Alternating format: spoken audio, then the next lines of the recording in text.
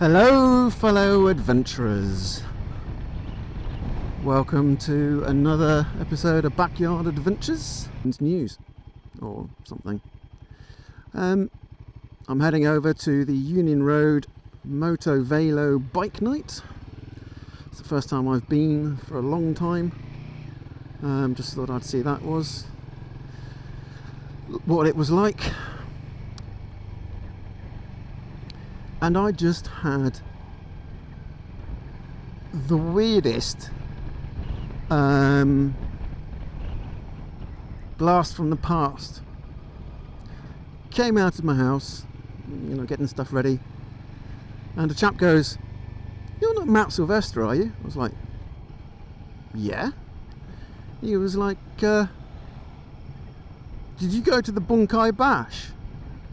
And I was like, yeah. And I was trying to think which one, because I used to go to a lot of seminars back in the day and I couldn't quite remember which one the Bunkai Bash was. And I was like, remind me, which one was that? He said, "Oh, it's the one with Andy Kidd." And I remembered it was one where you camp. Basically everyone rocks up to a camp and then instructors like me teach people, give them bruises and that kind of stuff, it's martial arts. And I was talking to him and he said, "Are you still training?" I went, no, I've had to stop because of a rotator cuff and I didn't want to have the surgery after so much time off work and all that gumph. And I said, "How about you?" He said, "Oh, I mostly train with Ian Abernathy." He was a very good karate guy. And I was training with Lee Taylor. Or Lee Charles. Was it Lee Taylor or Lee Charles? I can't remember the name now. Anyway, I went, "Lee Taylor Karate?" He went, "Yeah." I was like thinking, didn't know he was down here. Anyway, we kept talking. He said, "Oh yeah, I'm based in Herefordshire." And I was like, holy God. But yeah, it's really weird. I must have done that bash, taught there, God, 10, 15 years ago? Maybe more? And the chap remembered me. Now, I didn't ask if he had good memories or bad, but yeah, it was nice having a quick catch up, and amazing how a past life can come out of the middle, from literally from nowhere. I mean, what were the odds that he would be down from Herefordshire viewing a house, because he works in for a charity, Managed Properties, viewing a house that's next door to me, and then catches me the moment I come out of my house door. I mean, completely random, absolutely random. So yeah, the past will always catch up with you.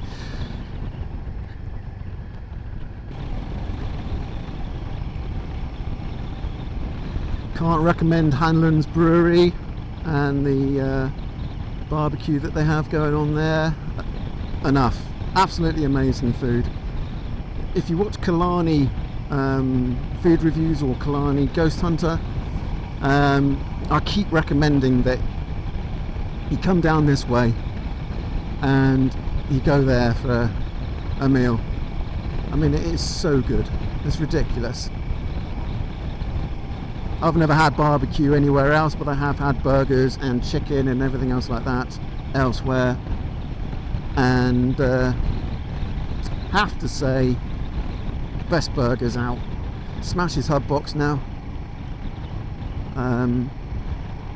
absolutely amazing. They do all their own smoked stuff. The chef built the smoker himself. I think it's something like 20 foot long. It's insanely big. And they smoke everything there. I think all the meat's local. Obviously the beer is brewed on site, and again, it is some of the best brewed beer that I've ever drunk. I like my beers. I'm not talking lagers here. I'm not sure if they do a lager, but I'm talking proper beer. Ales, pale ales, rubies, you name it. It's so good. so good.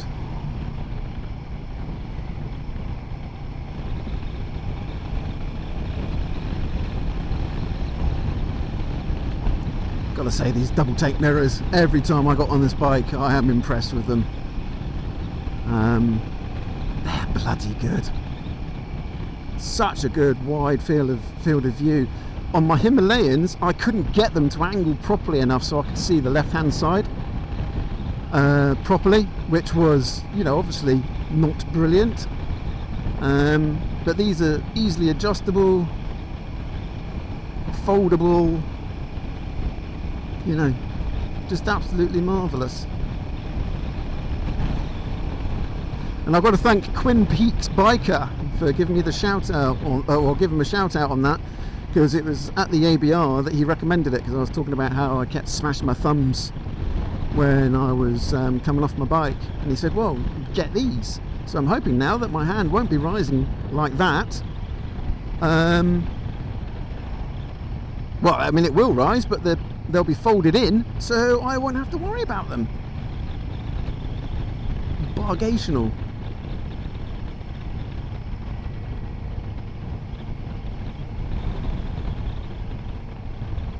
Yet another lovely day, although it does look like the rain's coming in behind me right now. I love this village. I've put it into one of my urban fantasy books that I'm currently been writing for many years, because I just haven't touched it for a while. But it is a lovely, lovely little village. Picturesque, as they say. Quaint.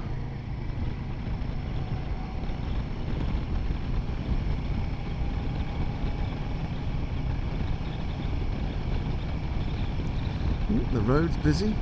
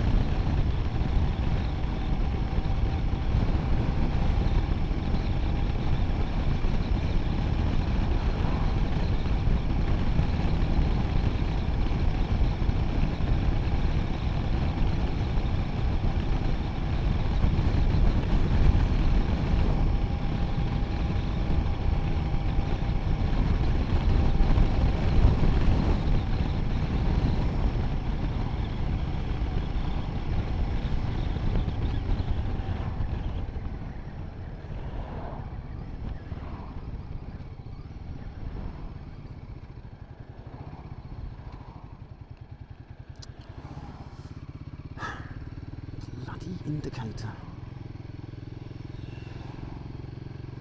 I keep thinking I've pushed it in, but it's got a click to turn off. And I don't think I'm pushing hard enough.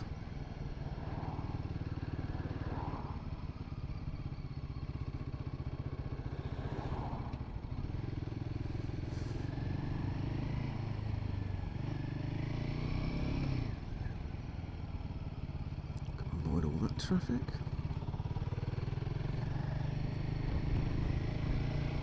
Right, clicked it off.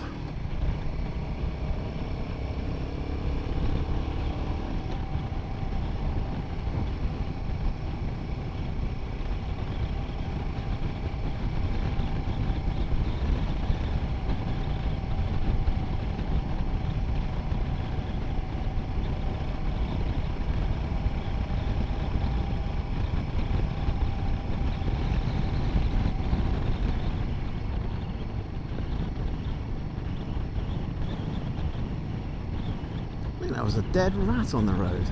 On the pavement, sorry, not on the road, but on the pavement. Now, if you like a good cider,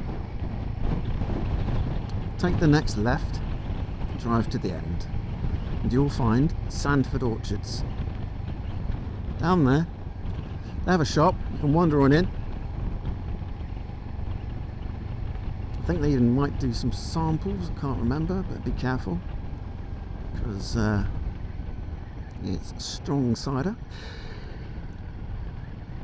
and yeah, you can buy to your heart's content.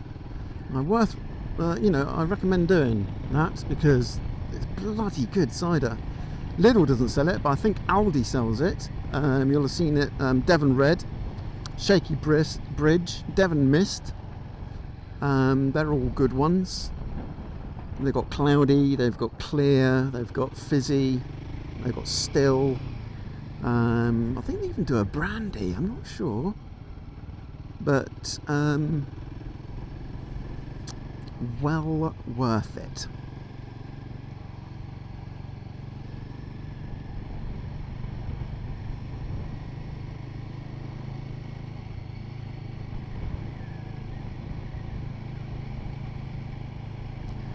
Bang bang boxing gyms like.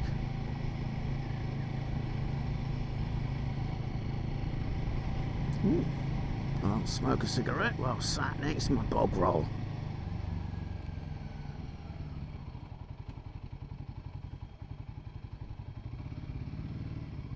God, I can feel the heat rising off the floor.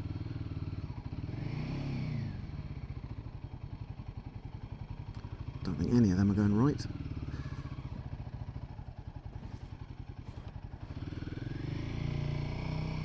I don't know where all that traffic that I was seeing went. Maybe it's come through. Well, maybe. Yeah.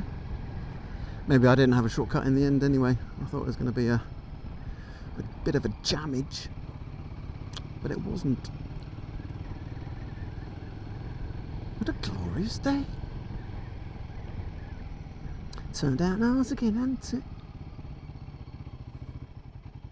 There's all bloody jammage again. I'm going to be a bit early with the bike, I think. I'll just have a quick drink and then change the settings to 1080p and ride back.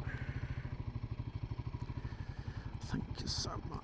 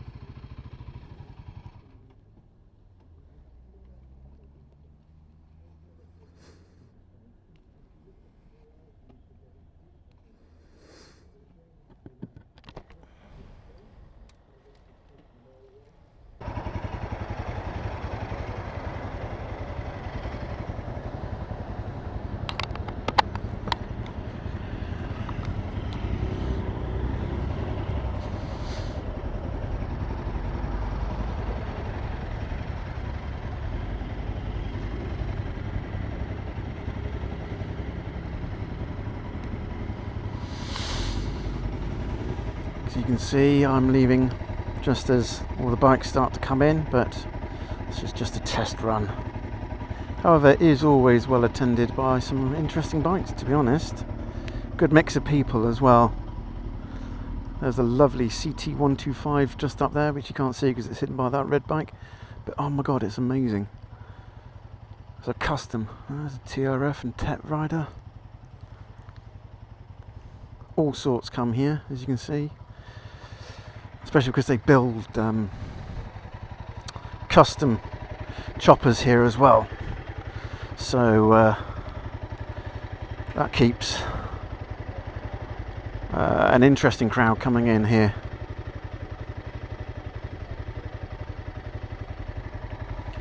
You can go and have a look at the choppers that have been worked on. There's always something being worked on, whether it's getting fixed or built or whatever. But yeah, they do Fentimans ginger beer here as well, which I bloody love ginger beer. Non-alcoholic, of course.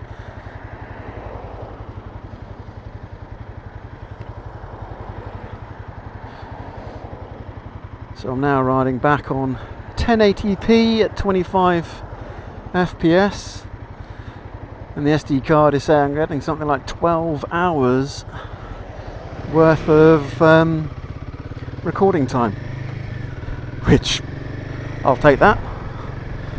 I'll buy that for $1. Now, who remembers that quote, eh?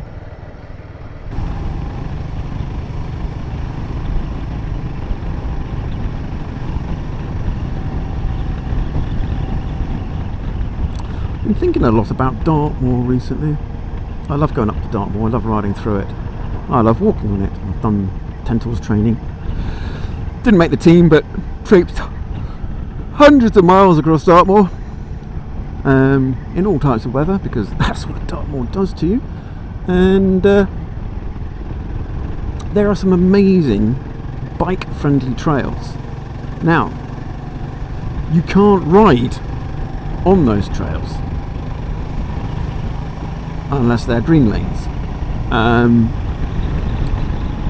But I think Dartmoor National Park is missing out on a way to make money, because I think they should have ranger guided tours. 100 or so miles, I don't know, you could easily get 100 or so miles by motorbike across Dartmoor. You know, a day's tour, start early in the morning, break at Widdicombe in the moor for food at lunchtime, keep riding on, and finish in the evening. All bikes have to be legal, no overtaking, naturally, guided by a ranger, everything legal and within law, because you've got the landowner's permission to ride there. You could charge, I don't know, I'd happily pay 150 quid to go off-roading across Dartmoor. So, you know, £900 for a day's riding. If you took 6, take 10, it's £1,500. Do that every weekend, twice a weekend, you know, every weekend, 2 days, Saturday and Sunday. That's £3,000 per week over the summer. And then weather dependent, you could also do it in the winter, to be honest. You'd have those with tougher constitutions taking part in the winter, but again, it would still be amazing, because the riding conditions would be completely different. You could do the same route and it would be completely different if you rode it in the summer or in the rain, or in a light dusting of snow, for example. Maybe that's pushing it, but everyone's insurance would be on their own insurance. You just have a guide who's there to guide, no instruction, he's literally just guiding, and you could have certain set routes which were, you know, just gravel for absolute beginners who are just getting a taste of it, to medium to relatively gnarly. You don't want it to be too gnarly, because what you don't want is people hurt themselves, because that would negate the benefit to the park. So maybe not even make it too gnarly, but just make it interesting. You know, you could go around some of the most amazing places. You're doing it in an eco-friendly way, because you're making sure that people aren't speeding and razzing it and everything else like that. I've never noticed that building up there before.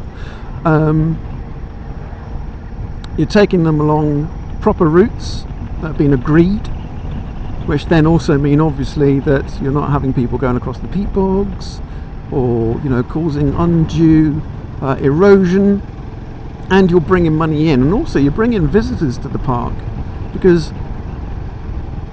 bikers don't just bike, they like to look around, they like to buy cake and coffees and food and pasty and takeaways, and if they're staying the night they like to have a beer in the pub with a proper meal.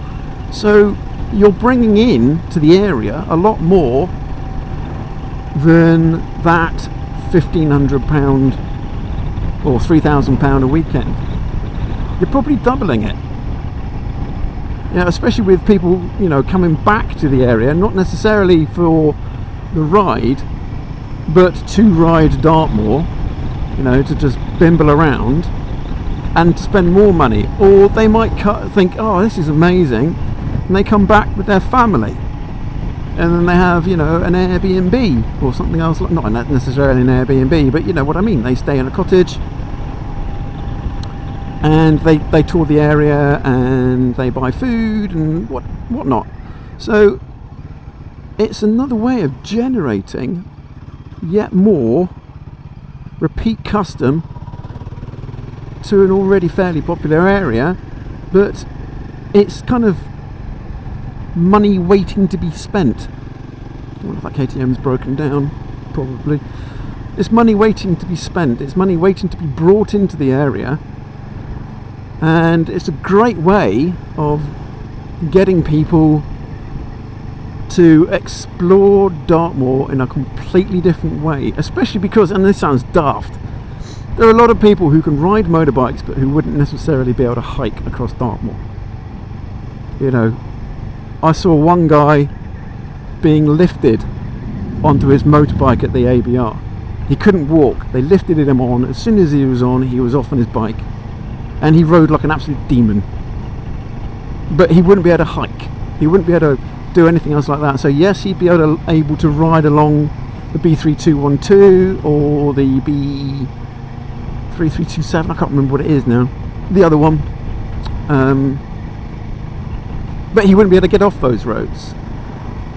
So he wouldn't. Yes, he would appreciate the beauty, granted.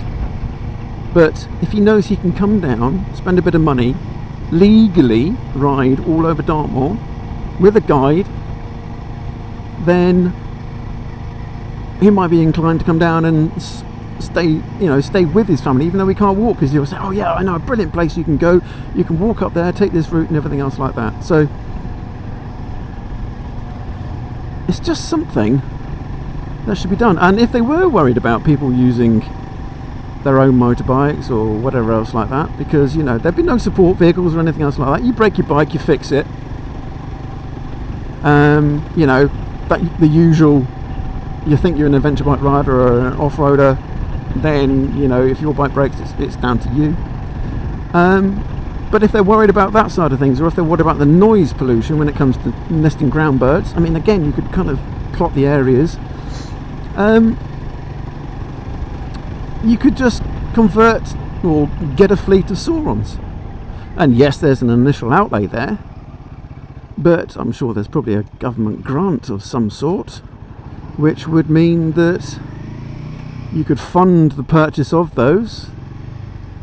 And oh shit, I don't know what's going on there.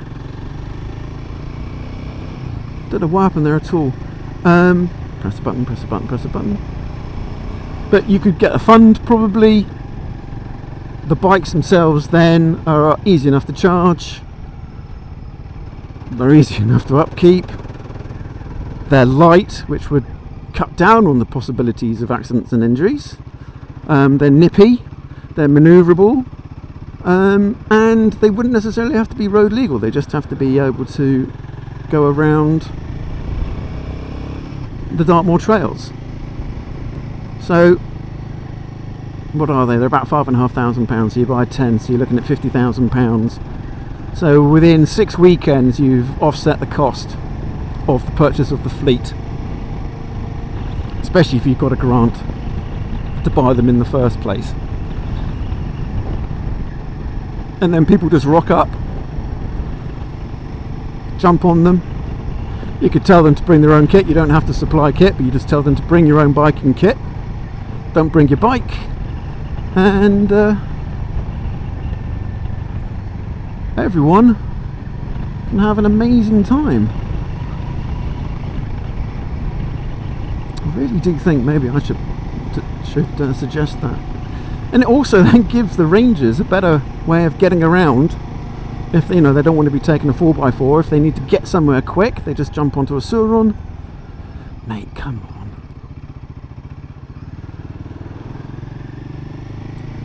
Just jump onto a Centurion, and they can go around and sort anybody out who's, dogs causing issues with wildlife, because that happens a fair amount.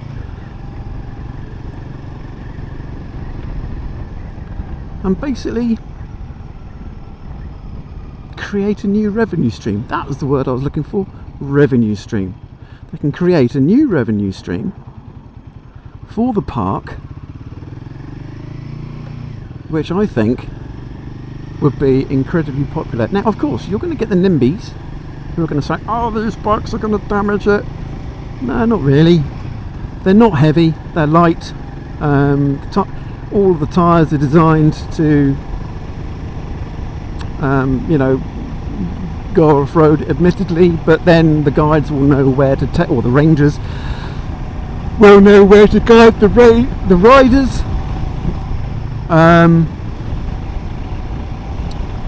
So, and also because the routes can be varied, then the erosion can be done. I mean, people always blame motorbikes and stuff for erosion and everything, but they never seem to accept that horses and walkers cause massive erosion issues. Absolutely huge. You can see it when you're walking up in the Lake District, or up in the Brecon Beacons, or up in the Trossachs. You're going up there, you can see where people have created their own easements. You can see where paths are being worn away, so they've had to close the path and create a new path, where they're having to lay gravel and other types of surfaces in order to prevent it being eroded, and that's from people walking. So, the argument against bikes making it worse is utterly spurious. Granted, you don't want 4x4 vehicles, because yes, they can absolutely trash the area, but that's not what we're suggesting. What we're suggesting is allowing people with motorbikes to ride them under very strict controlled conditions on courses which are curated and identified by people who know what they're doing. Maybe I should suggest it to them. They've probably had about 60 suggestions like that already, but I don't know. It would be nice. This is where they go, oh, if you want to do it, you can set up your own private business. Ugh.